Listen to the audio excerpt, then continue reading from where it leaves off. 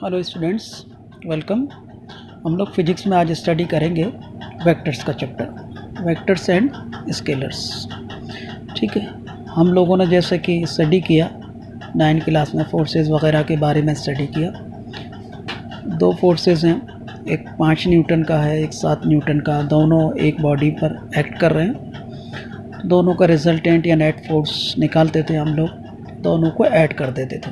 7 और 5 मिलाकर क्या हो गया, 12 न्यूटन रिजल्टेंट फोर्स आ गया। यानी रिजल्टेंट फोर्स 12 न्यूटन का होगा।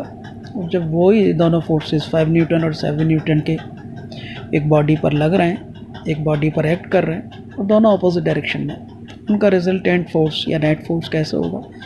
ज़्यादा मैग्नीट्यूड का जो फोर्स है उसमें से कम मैग्नीट्यूड के फोर्स को सब्ट्रैक्ट करेंगे, नहीं 7 में से 5 को सब्ट्रैक्ट करेंगे और 2 न्यूटन आ जाएगा। और किधर डायरेक्शन होगी उसकी? ज़्यादा फोर्स, जो जिस फोर्स की मैग्नीट्यूड ज़्यादा है, यानी 7 न्यूटन का ज़्यादा है, तो 7 न्यूटन की तरफ उसकी डायरेक्शन हो जाएगी रिजल्टेंट की। और रिजल्टेंट कितना आएगा? 2 न्यूटन। पिछले केस में जो है रिजल्टेंट कितना आया? 12 न्यूटन, जिसमें 7 न्यूटन और 5 न्यूटन के डायरेक्शंस क्या हैं? सेम। बात समझ में आ रही है? और रिजल्टेंट की डायरेक्शन उन्हीं के डायरेक्शन में आएगी, क्योंकि दोनों डायरेक्शन सेम है, तो उसी डायरेक्शन में रिजल्टेंट आ जाएगा 12 न्यूटन का। इस तरह हमने स्टडी किया। एक आउटलाइन के लिए मैं समझा रहा हूँ। तो यहाँ समझने की बात क्या है, 12 न्यूटन जो फोर्स आया पहले केस में, और दूसरे केस में रिजल्टेंट जो आया वो 2 न्यूटन का आया। वो क्या है? ये फोर्स वेक्टर क्वांटिटी है समझने के लिए। यानी हम दोनों का रिजल्टेंट निकालें या कहें एडिशन करें। कैसे ऐड करें दोनों को? वेक्टोरिकली। तो वेक्टोरिकली हम ऐड करेंगे तो ये नहीं कि 7 और 5 हमने 12 कर दिया हर केस में।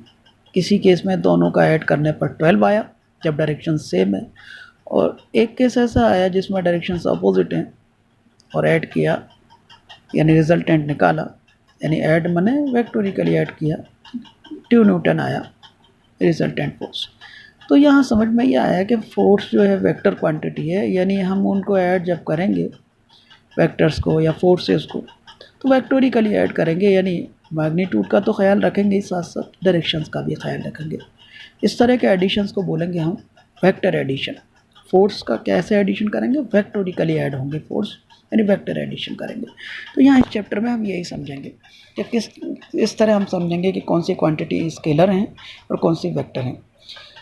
तो इस तरह से हम वेक्टर्स के बारे में ज़्यादा स्टडीज़ चैप्टर में करेंगे, वेक्टर्स एंड स्केलर्स नाम के चैप्टर में। यहाँ सबसे पहले शुरुआत मैंने स्केलर से ही किया है।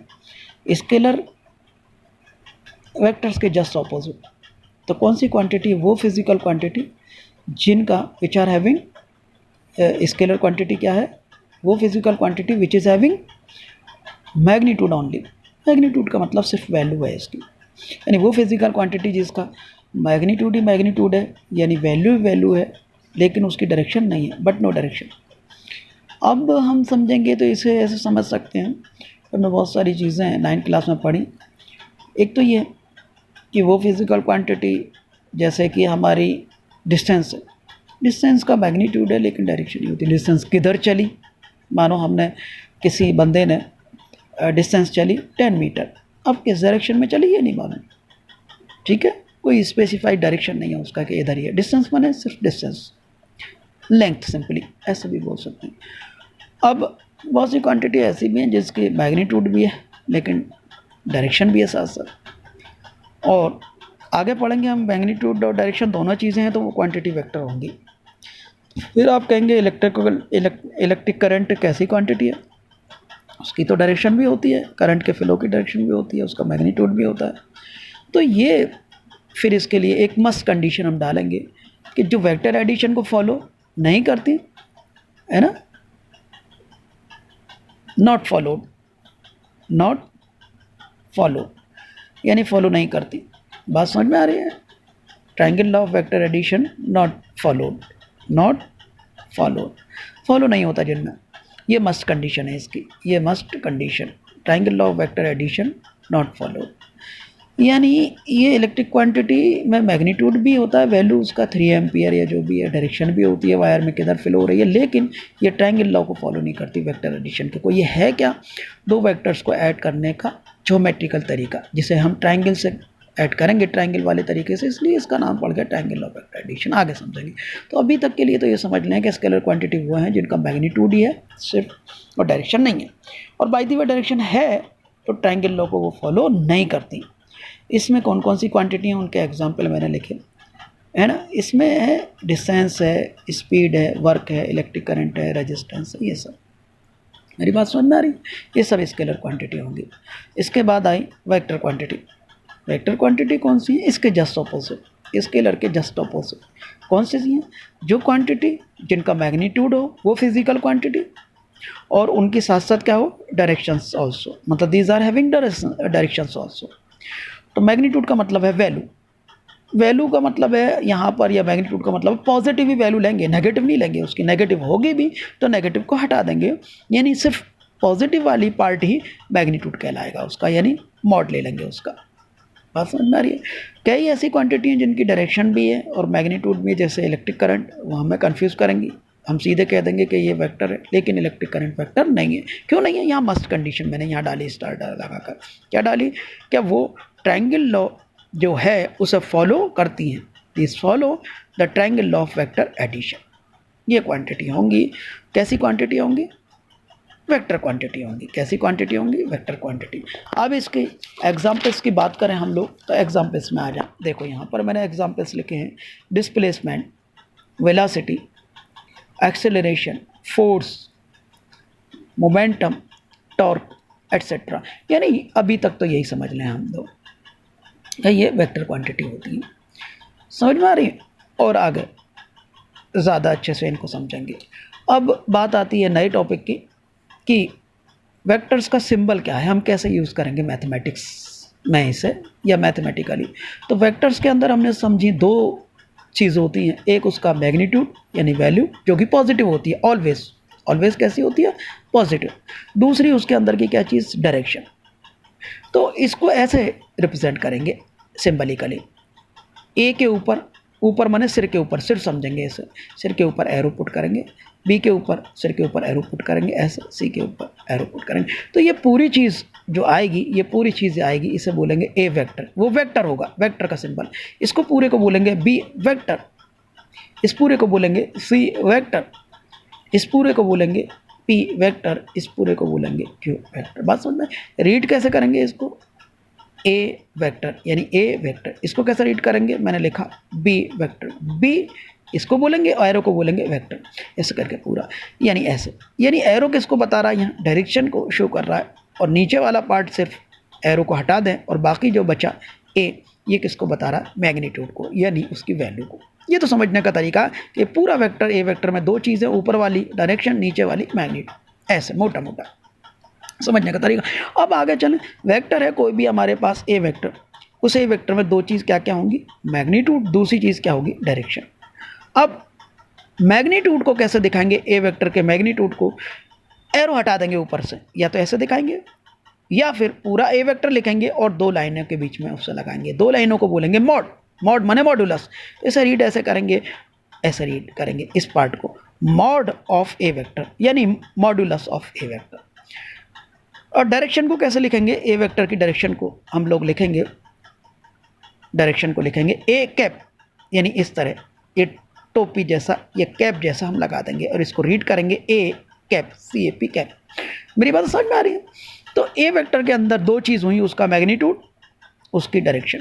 तो इस तरह से लिखेंगे, ए वेक्टर में दो चीज़ हैं, उसका मैग्नीट्यूड, उसकी डायरेक्शन। तो दो अलग अलग तरह की चीज़ों को ऐड या सब्ट्रैक्ट तो कर नहीं सकते।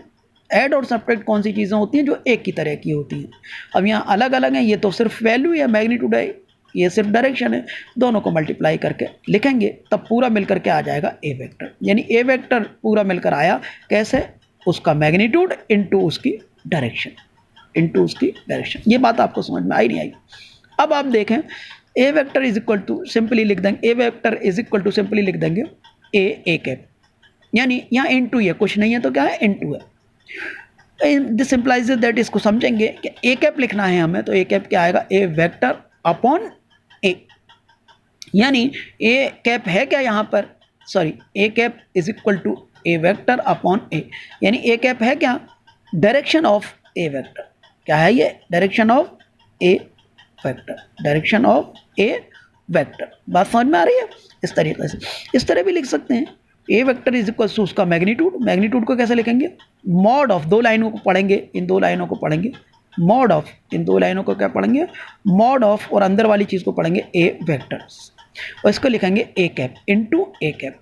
तो A vector is equal to mod of A vector into A cap, इससे भी एम्प्लाइज करके आ गया A cap is equal to A vector upon mod of A vector, यानी direction of A vector, direction of A vector, कोई भी A vector की direction, दोनों से कंक्लूड करके ए कैप का मतलब ए वेक्टर की डायरेक्शन, तो किसी भी ए वेक्टर की direction is equal to that complete vector divided by its magnitude, its magnitude, यानी ए वेक्टर की डायरेक्शन हम लिखें तो डायरेक्शन ऑफ ए वेक्टर यानी और मीन्स यानी या ए कैप, तो ए कैप क्या होगा, हमारा पूरा वेक्टर जिसकी हमें डायरेक्शन चाहिए, यानी ए वेक्टर अपॉन उसका मैग्नीट्यूड यानी मॉड ऑफ ए वेक्टर, एक तरीका। या दूसरा तरीका, और मीन्स दूसरा तरीका क्या है, पूरा vector A vector upon A means उसका मैग्नीट्यूड, इस तरह लिखेंगे।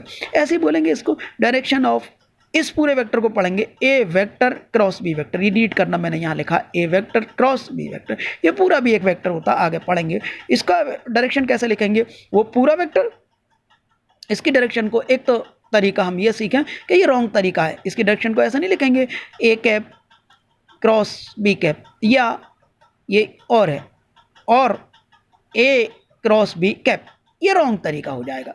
तो कैसे करेंगे इसको, इसकी डायरेक्शन को कैसे पढ़ेंगे, इसकी डायरेक्शन की तरफ आए, इसकी डायरेक्शन को हम पढ़ेंगे direction of A vector cross B vector is equal to that complete vector A vector cross B vector upon magnitude of A vector cross B vector, यानी mod of A vector cross B vector, यानी that complete vector upon magnitude, its magnitude. यहाँ समझ में आ गया हमें। अब इसी तरह का एक नया वेक्टर लें, हम आगे समझेंगे, ये भी एक वेक्टर होगा, ए वेक्टर एग्जाम्पल के लिए ले लें, A vector plus 3 B vector minus 2 C vector, ये पूरा एक वेक्टर है। अब इस वेक्टर को हम लोग, इसकी डायरेक्शन पूछे कोई तो कैसे पढ़ेंगे, इसकी डायरेक्शन को कैसे लिखेंगे, direction of this complete vector means A vector plus 2 B vector, sorry, A vector plus 3 B vector minus 2 B C vector, तो ये कंप्लीट वेक्टर, इसकी direction is equal to this complete vector upon इसका magnitude. इसके magnitude के लिए ये नहीं करेंगे कि एरो हटा देना, बहुत बड़ा है तो पूरे के मॉड लिखेंगे, सिंगल होता ए तो ए वेक्टर का ए ले लेते मैग्नीट्यूड, या मॉड ऑफ ए वेक्टर लिखते, तो मतलब इस तरह कॉम्प्लिकेटेड होगा तो उसमें मॉड लगाएंगे, एरो नहीं हटाएंगे, किसके लिए, मैग्नीट्यूड लिखने के लिए। तो कंप्लीट वेक्टर पहले लिखा हमने A vector plus 3 B vector minus 2 C vector, ये तो कंप्लीट वेक्टर, ये लिखा डिवाइडेड बाई, और इस पूरे वेक्टर का क्या ले लिया हमने, मॉड, कैसे लिया, दो लाइन बनाई, mod of A vector plus 3 B vector minus 2 C vector.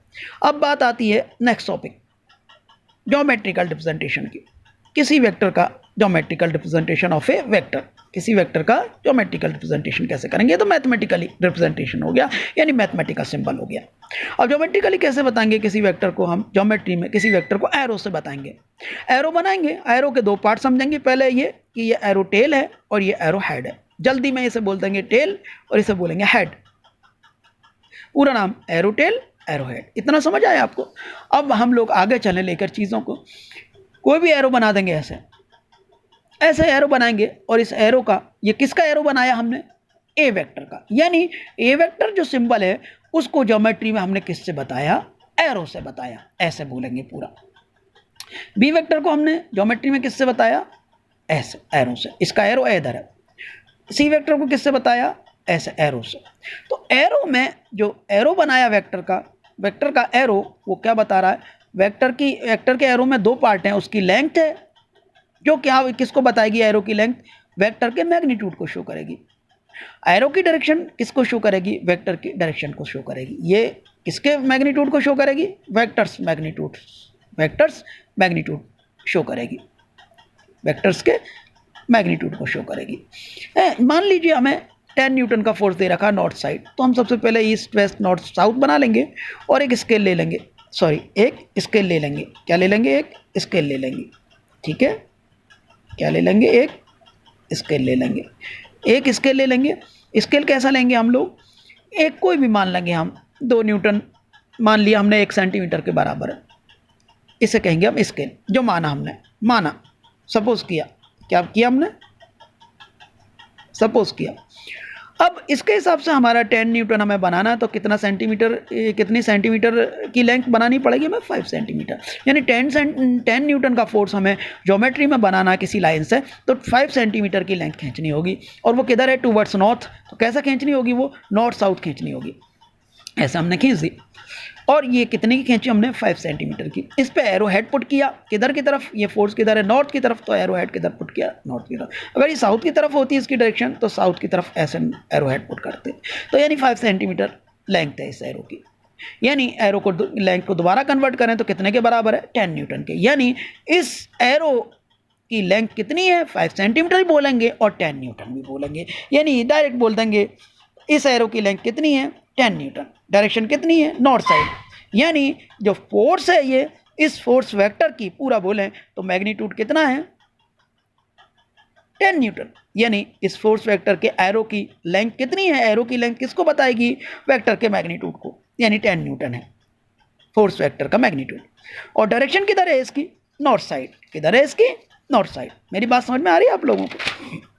अब हम चीज़ों को लेकर आगे चलें, देखो आगे चलें चीज़ों को लेकर। तो देखो क्या करना है हम लोगों को, वेक्टर्स के अंदर देखो, वेक्टर्स के अंदर 2 चीज़ होंगी, वेक्टर्स के अंदर 2 चीज़ होंगी, वेक्टर्स के अंदर 2 चीज़ होंगी। 1 मिनट में आपको बताता चलूँ।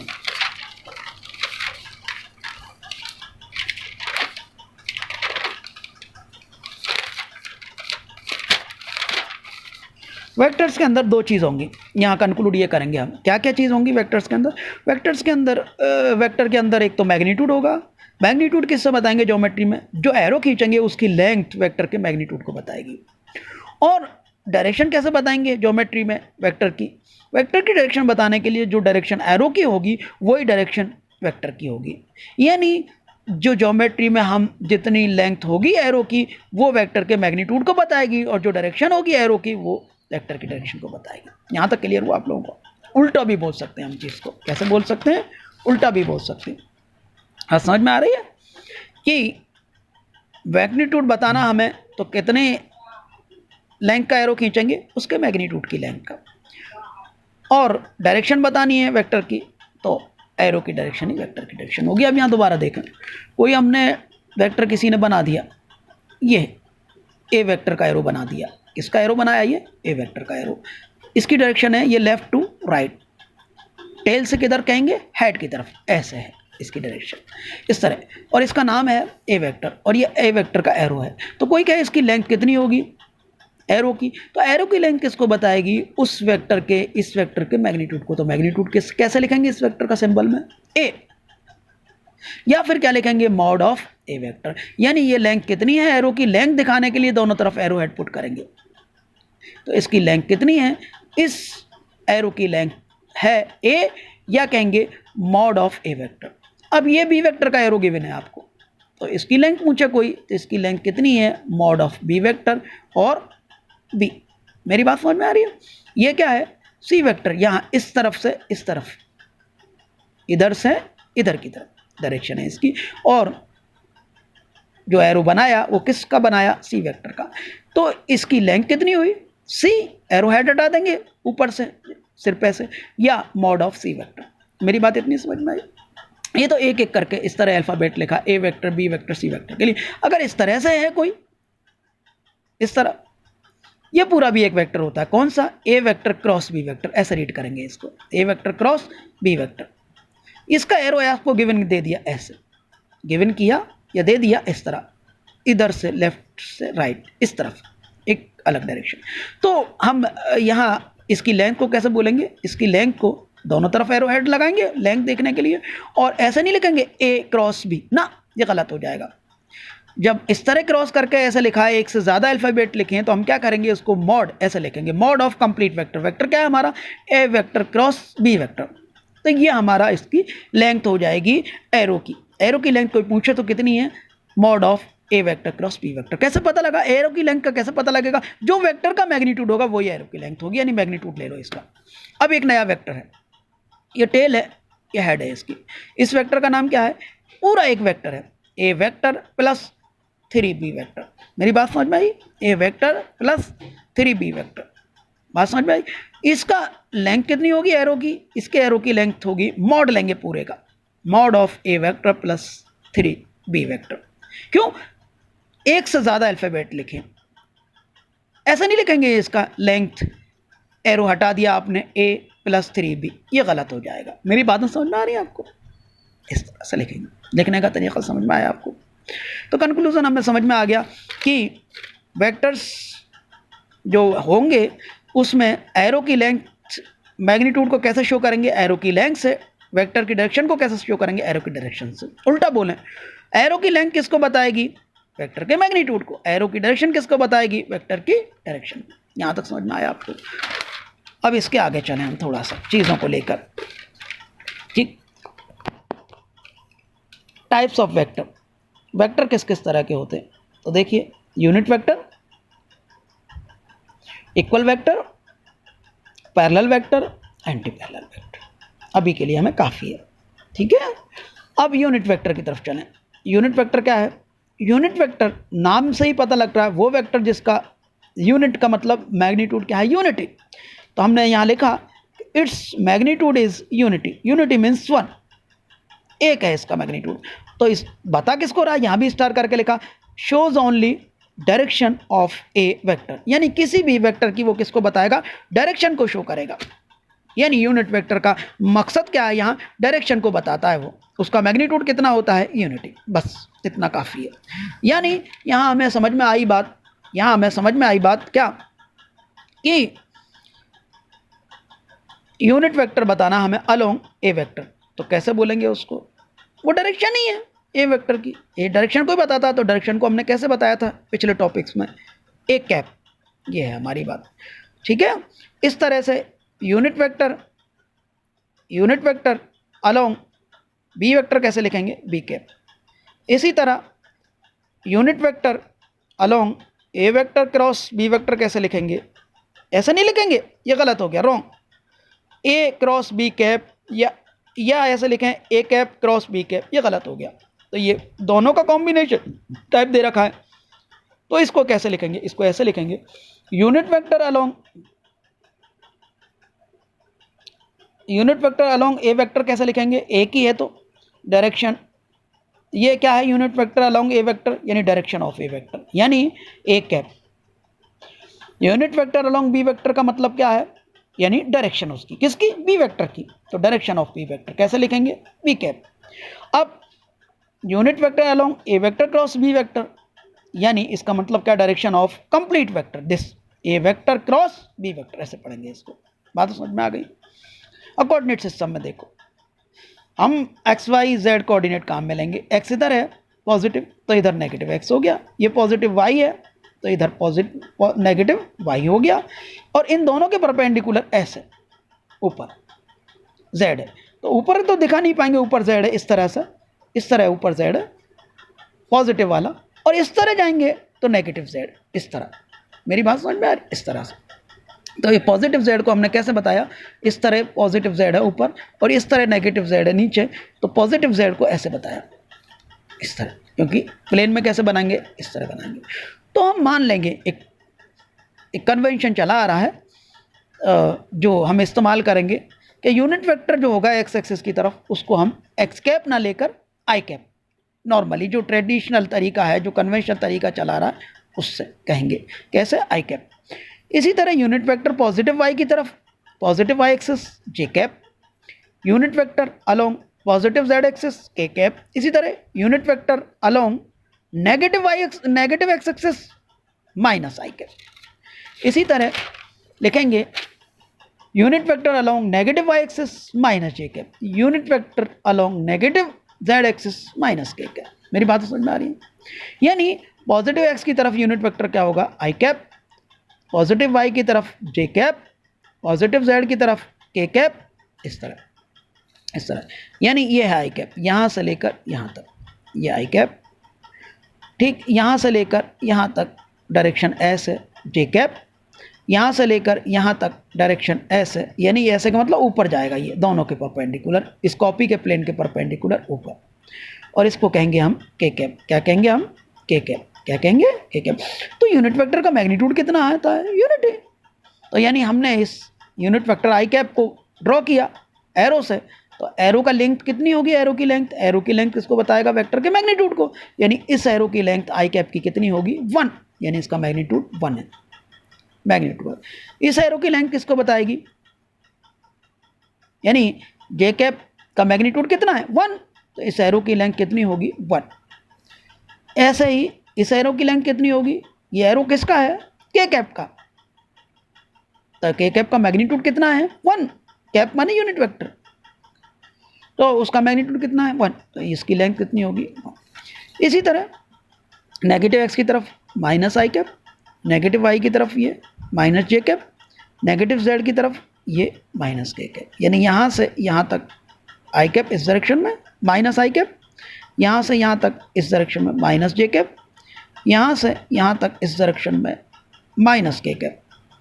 तो इसकी लेंथ कितनी होगी? -1 नहीं लिखेंगे ना, मैग्नीट्यूड हमेशा पॉजिटिव होता है, यानी माइनस आई कैप का मैग्नीट्यूड क्या होगा? 1। ये भी यूनिट वेक्टर है, माइनस जे कैप भी यूनिट वेक्टर है, इसका मैग्नीट्यूड 1, माइनस के कैप भी यूनिट वेक्टर है, इसका मैग्नीट्यूड भी 1। -1 नहीं होता, मैग्नीट्यूड पॉजिटिव ही होगा। मेरी बात समझ में आ रही है? इस तरीके से, तो यानी मैग्नीट्यूड ऑलवेज पॉजिटिव, यानी मस्ट है ये। अब बात चलें हम आगे इक्वल वेक्टर्स की। दो वेक्टर्स दे दिया हमें, ए वेक्टर और बी वेक्टर, ठीक है। अब दोनों कह रहा है वो इक्वल है, वो खुद कह रहा है इक्वल है, तो ऐसे लिखेंगे और पढ़ेंगे कैसे? A vector equal to B vector. अब हम क्या करें? दोनों का मॉड ले लें, मॉड्यूलस ले लें, मैग्नीट्यूड ले लें, बोथ साइड्स। मॉड का मतलब मॉड्यूलस यानी मैग्नीट्यूड, ऐसे लेंगे mod of A vector is equal to mod of B vector. बात समझ में आ रही है? अब क्या करें? इसको नंबर 1 नाम दे दें, इसको नंबर 2 नाम दे दें, और 1 डिवाइडेड बाई 2 करें, तो क्या आ गया हमारे पास? A vector upon mod of A vector, B vector upon mod of B vector, इस तरह। अब इसी को डेफिनेशन से क्या लिखेंगे? याद करो आप लोग, डेफिनेशन क्या है इसकी? ए कैप, क्योंकि ए कैप क्या है? ए वेक्टर का पूरी वैल्यू ए वेक्टर अपॉन उसका मैग्नीट्यूड, यानी mod of A vector. B cap क्या होता था? B vector upon mod of B vector, पिछले उसमें देखो, ठीक है। यहाँ आ गया, इस पूरे की चीज़ आ गई, ये पूरा आ गया ए कैप और ये पूरा आ गया हमारा बी कैप। बात समझ में आ रही है नहीं आ रही आपको? इस तरह। अब इसको 3 नंबर नाम दे दें, तो हमें देखें 2 नंबर क्या इम्प्लाइज कर रहा है, इसको बोल के देखें, इसको बोल के देखें कि 2 नंबर क्या इम्प्लाइज कर रहा है। तो देखो इसे पढ़ो, इसे क्या कहेंगे? मॉड ऑफ ए वेक्टर, यानी ए वेक्टर का मैग्नीट्यूड। इसे कहेंगे मॉड ऑफ बी वेक्टर, यानी बी वेक्टर का मैग्नीट्यूड, यानी इक्वल माने इक्वल है, यानी ए वेक्टर और बी वेक्टर के मैग्नीट्यूड इक्वल हैं। तो यहाँ लिखा हमने कंक्लूजन। बात समझ में आ रही है? तो इससे कंक्लूजन क्या निकला? 2 नंबर से ये कंक्लूजन है ना। या ऐसे कह दें 2 नंबर किसको बता रहा है? इसको 2 नंबर कह दें। 2 नंबर किसको बता रहा है? और इसको 3 नंबर कह दें, ठीक है। 2 नंबर किसको बता रहा है? ये वाली चीज़, यानी magnitude of both vectors must equal, या magnitude of both vectors are equal, यानी दोनों वेक्टर्स के मैग्नीट्यूड क्या है? इक्वल है, सेम है। ये 3 नंबर क्या बता रहा है? इसको पढ़ें।